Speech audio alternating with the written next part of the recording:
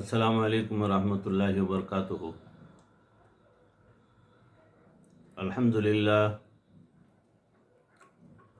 للہ نحمده ونستعینه ونستغفره ونؤمن به ونتوکل علیہ ونعوذ باللہ من شرور انفسنا ومن سیئات اعمالنا، من يهده الله فلا مضل له ومن يضلله فلا هادي له، ونشهد أن لا إله إلا الله وحده لا شريك له، ونشهد أن سيدنا ومولانا محمدا عبده ورسوله أرسله بالحق بشيرا ونذيرا وداعيا إلى الله بإذنه وسراجا منيرا، أما بعد فأعوذ بالله من الشيطان الرجيم، بسم الله الرحمن الرحيم، والذين آمنوا أشد حبا لله، وقال الله تعالى في مقام آخر، وجوه يومئذ ناظرة إلى ربها ناظرة، وقال رسول الله صلى الله عليه وسلم، كنت كنزا مخفيا فأحببت أن أعرف فخلقت الخلق سبحان ربك رب العزة عما يصفون، وسلام على المرسلين والحمد لله رب العالمين، صدق الله مولانا العظيم۔ اللهم صل على سيدنا ومولانا محمد وبارك وسلم كما تحب وترضى عدد ما تحب وترضى۔ اللهم صل على سيدنا ومولانا محمد وبارك وسلم كما تحب وترضى عدد ما تحب وترضى۔ اللهم صل على سيدنا ومولانا محمد وبارك وسلم كما تحب وترضى عدد ما تحب وترضى۔ محترم ناظرین، حاضرین،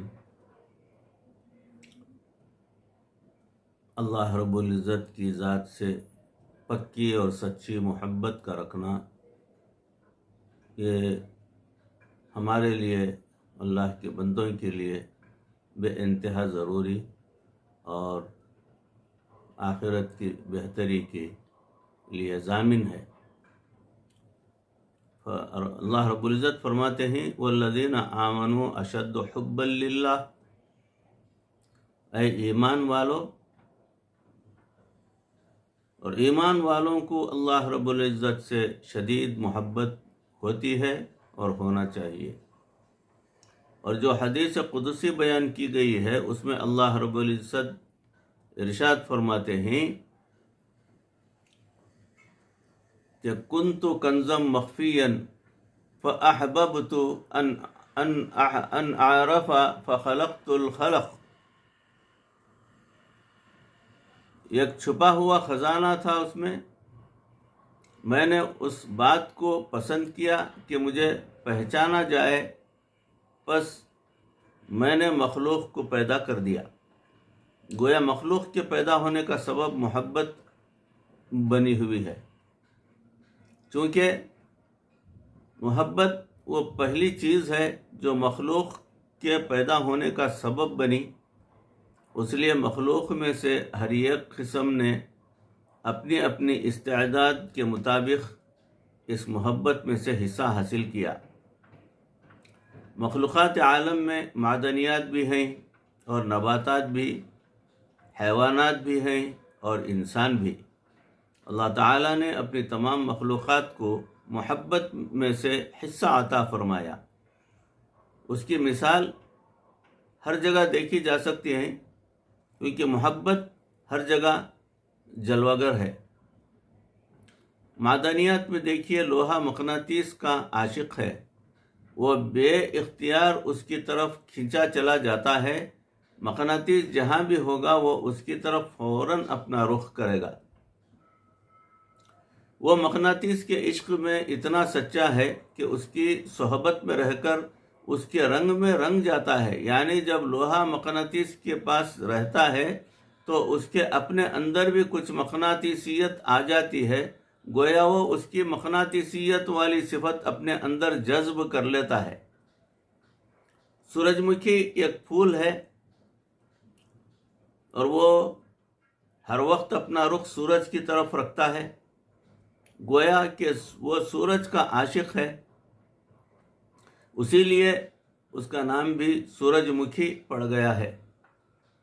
جب سورج مشرق کی طرف ہوتا ہے تو سورج مکھی کا رخ بھی مشرق کی طرف ہوتا ہے، اور جیسے جیسے سورج چڑھتا ہے اس کی سمت بھی اسی کے ساتھ ساتھ بدلتی رہتی ہے، حتیٰ کہ سورج جب غروب ہونے لگتا ہے تو اس کا رخ بھی مغرب کی طرف ہو جاتا ہے۔ اس کو سورج کے ساتھ کچھ ایسی وارفتگی ہوتی ہے کہ سورج جس طرف بھی ہو یہ ادھر گھوم جاتا ہے۔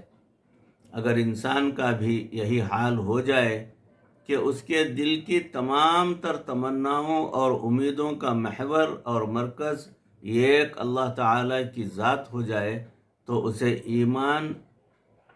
ایمان ابراہیمیت نصیب ہو جائے۔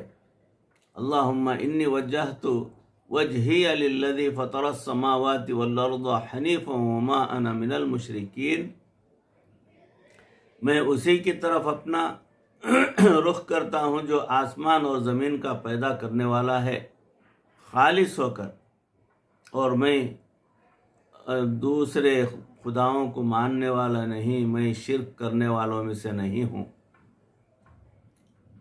حیوانات میں دیکھیے، مچھلی پانی کی عاشق ہے، اسے پانی میں رہ کر سکون ملتا ہے، وہ پانی کے بغیر تڑپتی ہے، حتیٰ کہ وہ اس کی جدائی میں تڑپ تڑپ کر جان بھی دے دیتی ہے۔ حالانکہ وہ کھاتی پیتی تو کچھ اور چیزیں ہیں، مگر پانی کے ساتھ اس کا عشق اس قدر راسخ ہے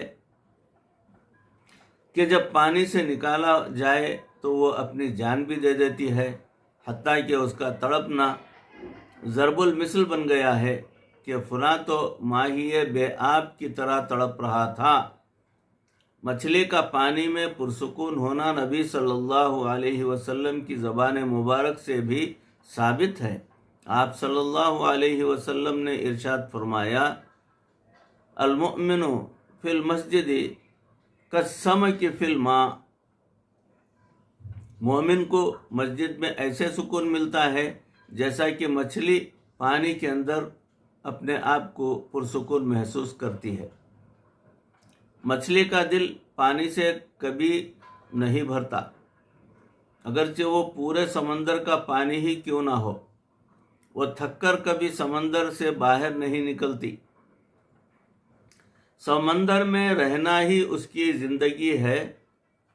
وہ اپنے عشق میں اتنی فنا ہے کہ اگر کوئی بندہ اس کو کھا لے تو کھانے والے کو بھی پانی کا طالب بنا دیتی ہے۔ یہی وجہ ہے کہ جو آدمی مچھلی کے کباب کھاتا ہے وہ بھی تھوڑی دیر کے بعد پانی مانگتا ہے، اسے بھی پانی کی پیاس لگتی ہے۔ پروانہ شمع کا عاشق ہے، وہ ہر وقت اس کے گرد طواف کرتا رہتا ہے، اس کی پرواز کبھی ختم ہی نہیں ہوتی۔ وہ محبت میں اتنا آگے بڑھا کہ لوگوں کو اس کی مثالیں دینی شروع کر دی۔ اس کے پاس عدد اور گنتی کا تصور نہیں ہے کہ شمع کے گرد 7 چکر لگانے ہیں۔ اگر اس کو 24 گھنٹے شمع ملے تو وہ 24 گھنٹے اس کا طواف کرے گا۔ گویا شمع کے گرد طواف کرنا ہی اس کی زندگی ہے۔ وہ تھک ہار کر اسی شمع کے اندر گر جاتا ہے اور اپنی جان دے دیتا ہے۔ اس کی محبت کا اندازہ کیجئے کہ جب وہ جلتا ہے تو آواز بھی نہیں نکالتا۔ اسی مضمون کو کسی شاعر نے اپنے الفاظ میں یوں بیان کیا: کمال یہ ہے کہ آواز تک نہیں آتی، افور شوق میں یوں جل رہے ہیں پروانے۔ عربی میں ایک مثل مشہور ہے جس کے معنی یہ ہیں کہ فلاں آدمی تو پروانے کی مانند خاموشی سے جان دے دی۔ اسی لیے حضرت شیخ سعدی رحمۃ اللہ علیہ نے کہا: اے مرغ سحر، تو ذرا پروانے سے عشق کا سبق سیکھ کہ وہ اپنی جان دے دیتا ہے، وہ واویلا نہیں مچاتا۔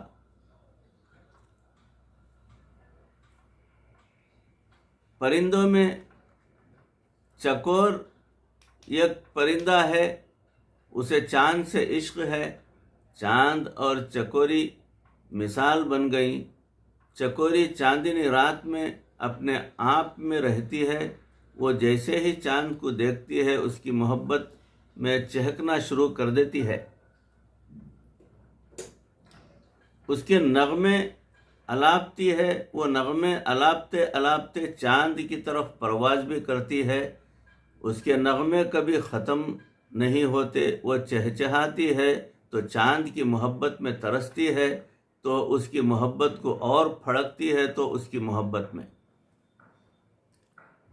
بلبل کے دل میں پھول کا عشق ہے، جہاں بھی محبت کا تذکرہ کیا جائے وہاں بلبل اور پھول کی مثال ضرور دی جاتی ہے۔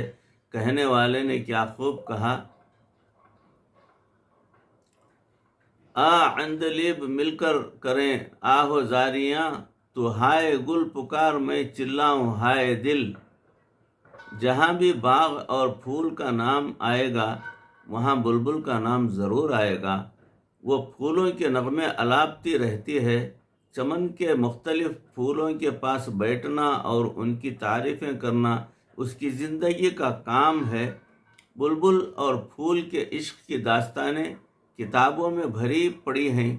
جہاں مخلوقات عالم کے درمیان محبت رکھی گئی ہے، وہاں اشرف المخلوقات انسان کے دل میں بھی محبت کا جذبہ ودیعت کیا گیا ہے۔ چنانچہ دنیا کا کوئی انسان ایسا نہیں ہے جس کے دل میں محبت نہ ہو۔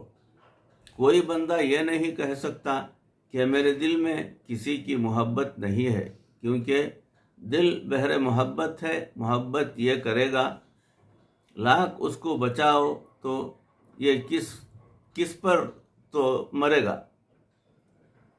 یہ اور بات ہے کہ محبت خالق کی ہو یا مخلوق کی، پتھر سے ہو، خدا سے ہو یا پھر کسی سے ہو، آتا نہیں ہے چین محبت کیے بغیر۔ اس کی مثال یوں سمجھیے کہ کمرے میں یا تو روشنی ہوگی، اگر روشنی نہیں تو اندھیرا ضرور ہوگا۔ اس طرح یا تو دل میں اللہ رب العزت کی محبت کی روشنی ہوگی، اور اگر اللہ رب العزت کی محبت کی روشنی نہیں تو مخلوق کی محبت کا اندھیرا ضرور ہوگا۔ یاد رکھیے کہ محبت کا جذبہ ایک مقدس جذبہ ہے، اس لیے اس کو مخلوق کے اوپر برباد کرنا کوئی عقل مندی کی بات نہیں ہے۔ چنانچہ انبیاء کرام علیہ السلام نے آ کر ایک اصولی بات سمجھائی کہ لوگوں، فانی محبوب کا عشق بھی فانی ہے اور باقی محبوب کا عشق بھی باقی ہے۔ جو انسان مخلوق سے محبت کرے وہ ایک نہ ایک دن مخلوق سے جدا کر دیا جائے گا، اور جو انسان اللہ رب العزت سے محبت کرے گا وہ ایک نہ ایک دن اللہ سے ملا دیا جائے گا۔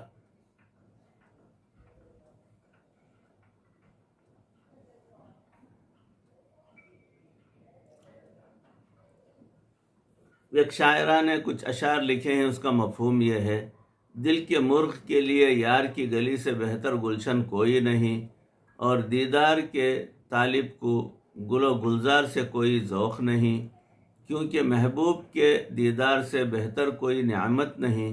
میں نے پوچھا اے دل تو نے ان فانی محبوبوں کے عشق سے کیا پایا؟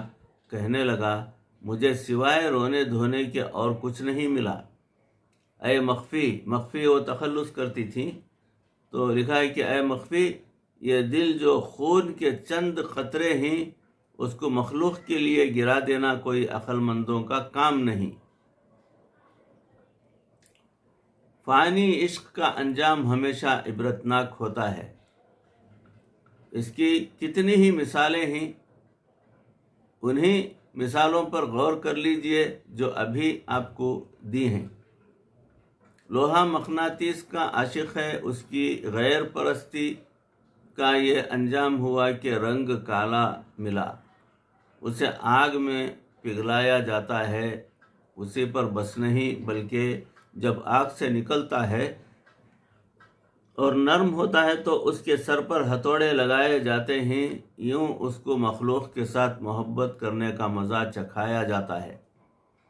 اس کا انجام دنیا میں بھی برا ہوا اور آخرت میں بھی اسے جہنم کا حصہ بنا دیا جائے گا۔ چنانچہ جہنمیوں کو لوہے کے طوق اور زنجیریں پہنائی جائیں گی۔ اللہ تعالیٰ ارشاد فرماتے ہیں خذوہ فغلوہ ثم الجحیم صلوہ ثم فی سلسلۃ ذرعها سبعون ذراعا فاسلکوہ۔ پس تم پکڑو اس کو، پس قید کرو اس کو، پھر جہنم میں اس کو داخل کر دو اور پھر 70 گز لمبی زنجیر میں اس کو باندھ دو۔ تو لوہے کے طوق اور زنجیریں آخرت میں کہاں ہوں گی؟ جہنم میں ہوں گی۔ جنتیوں کو لوہے کی زنجیروں کی کوئی ضرورت نہیں، کوئی نہیں پہنائے گا ان کو۔ ان کے لیے سونا، چاندی، موتی اور ہیروں کے لڑیاں ہوں گی جو پہنائی جائیں گی۔ ہمیں یہاں ایک علمی نقطہ سمجھنا چاہیے، وہ یہ ہے کہ لوہے کو مقناطیس کے ساتھ محبت ہوتی ہے، اس کے سامنے آپ لعل و جواہر بھی رکھ دیں تو یہ ان کی طرف ہرگز توجہ بھی نہیں کرے گا۔ اے انسان، لوہا ایک مخلوق ہے اور اسے مخلوق کی محبت میں اتنی یکسوئی حاصل ہے کہ اپنے محبوب کے سوا کسی دوسری طرف توجہ ہی نہیں کرتا، تو اپنے پروردگار کا کیسا عاشق ہے؟ تو اپنے پروردگار کا کیسا عاشق ہے کہ رب کریم زندہ موجود ہے اور حی لا یموت ہے، اور تو اس پروردگار کو چھوڑ کر غیروں کی طرف محبت کی نگاہیں ڈالتا پھرتا ہے۔ لوہے کو اگر شیشے میں بند کر دیا جائے تو اس کی توجہ میں بھی پھر بھی فرق نہیں آتا۔ اگر قطب نما گھڑی بنا دی جائے تو شیشے میں گھر جانے کے باوجود بھی لوہے میں کوئی فرق نہیں آتا، اس کی توجہ کا قبلہ پھر بھی مقناطیس ہی رہتا ہے۔ اس میں ہمارے لیے عبرت ہے کہ دیکھو یہ مخلوق ہے اور مخلوق سے محبت کرتا ہے، اس کا انجام بھی برا ہوتا ہے، لیکن اسے محبت میں اتنی یکسوئی حاصل ہے کہ شیشے میں بند رہنے کے باوجود بھی اپنے مقصود سے پیچھے نہ ہٹا۔ اے انسان، تو کیسا اپنے مالک کا بندہ ہے کہ اگر تجھے پریشانیوں کے حالات گھیر لیتے ہیں تو تو اپنے رب سے رخ پھیر لیتا ہے۔ کاروبار میں ذرا سی پریشانی آ جائے تو مسجد کا دروازہ بھول جاتا ہے اور باجماعت نمازیں چھوٹ جاتی ہیں۔ ہمارا محبوب تو حقیقی ہے، ہمیں تو چاہیے تھا کہ ہم زیادہ بہتر انداز میں اپنے رب سے محبت کرتے۔ مچھلی کو پانی سے عشق ہے، چونکہ اسے پانی کے ساتھ اس قدر والہانہ محبت ہے کہ اس کی جدائی میں تڑپ تڑپ کر جان دیتی ہے، اس لیے اللہ تعالیٰ نے اس کے جسم کے اندر بدبو پیدا کر دی ہے۔ غیر پرستی کی وجہ سے اس کے جسم میں اتنا تعفن ہوتا ہے کہ اپنے جن ہاتھوں میں جاتی ہے ان ہاتھوں کو متعفن کر دیتی ہے۔ جس برتن میں جاتی ہے اس برتن کو متعفن کر دیتی ہے. جس منہ سے کھائیں اس منہ میں اس کی بدبو آنا شروع ہو جاتی ہے، اور جس گھر میں پہنچے اس گھر میں بدبو مچا دیتی ہے. کسی اور جاندار میں اتنی بدبو نہیں ہوتی جتنی مچھلی میں ہوتی ہے. اگر اسے پورے دریا کے پانی سے بھی دھو ڈالیں تو پھر بھی اس کی بدبو ختم نہیں ہوگی. بھائیوں، بزرگوں، دوستوں اور معزز سامعین، ماں بہنیں، یہ موضوع شروع ہوا ہے اللہ کی ذات سے پکا اور سچا عشق الہی کے تعلق سے. تو انشاءاللہ یہ موضوع جاری رہے گا. فی الوقت یہاں پر جو ہے روکتا ہوں. انشاءاللہ اس کا بقیہ مضمون اگلی مجلس میں آپ تمام حضرات کے روبرو پیش کرنے کی کوشش کروں گا. اللہ رب العزت اللہ کی ذات سے پکی اور سچی محبت ہمیں عطا فرما دے، اور ہمیں چاہیے کہ اللہ کی ذات سے پکی اور سچی محبت پیدا کریں، تاکہ ہم اپنے اعمال کو جو ہے صحیح ڈھنگ سے ادا کرنے کے لیے ہم کو اپنے آپ کو تیار کریں. اس کے لیے ضروری ہے اللہ کی ذات سے پکی اور سچی محبت. یہ تڑپ ہمیں پیدا کرنے کی ضرورت ہے. اللہ رب العزت ہمیں کہی سنی باتوں پر سچے دل کے ساتھ عمل کرنے کی توفیق عطا فرمائے، ہماری دنیا اور آخرت بہتر فرمائے. اللہ رب العزت جو مرتے دم تک کسی کا محتاج نہ بنائے، کلمے والی موت ہمیں نصیب فرمائے. وآخر دعوانا ان الحمد للہ رب العالمین. السلام علیکم ورحمۃ اللہ وبرکاتہ.